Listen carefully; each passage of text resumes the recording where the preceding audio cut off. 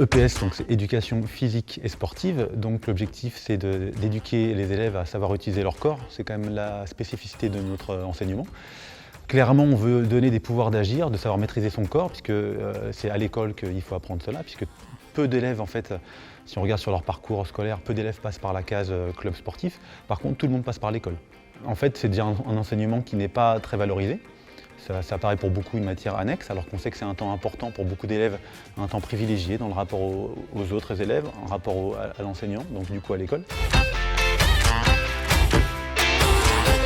Il y a une image que j'aime bien en cours d'EPS, je trouve que c'est le seul cours où on apprend à s'organiser collectivement pour réaliser une tâche. Aujourd'hui, l'EPS est pleinement ancré dans l'institution Éducation nationale et c'est une chance. Et nous, notamment au sein du SNEP, on défend cette place depuis toujours.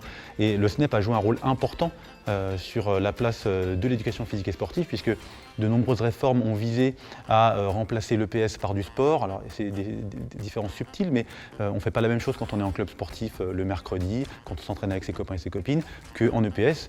Pour une raison par exemple toute simple, c'est que tout le monde fait de l'EPS. Il a fallu vraiment définir et faire comprendre ce qu'était la spécificité de l'EPS et pourquoi il fallait des enseignants formés qui puissent répondre à tous les enjeux de l'éducation. Et c'est en ça que le SNEP est intervenu à nombreuses reprises et nous on se bat pour que de la maternelle à l'université, il y ait 4 heures d'EPS. En fait, un syndicat, c'est d'abord des enseignants, là en l'occurrence le SNEP, des enseignants d'EPS qui choisissent de se retrouver ensemble et de dire bon, qu'est-ce qu'on fait pour pouvoir faire notre métier correctement. Et comment on se bat pour gagner des équipements. Qu'est-ce qu'un équipement d'EPS qui est différent d'un équipement pour un sport dédié. Donc comment on fait pour qu'on puisse pratiquer plein d'activités différentes. Et donc là, on peut rencontrer des élus et les collectivités locales. Mais également, est-ce qu'on a des interrogations pédagogiques qui ne sont pas forcément celles de l'institution.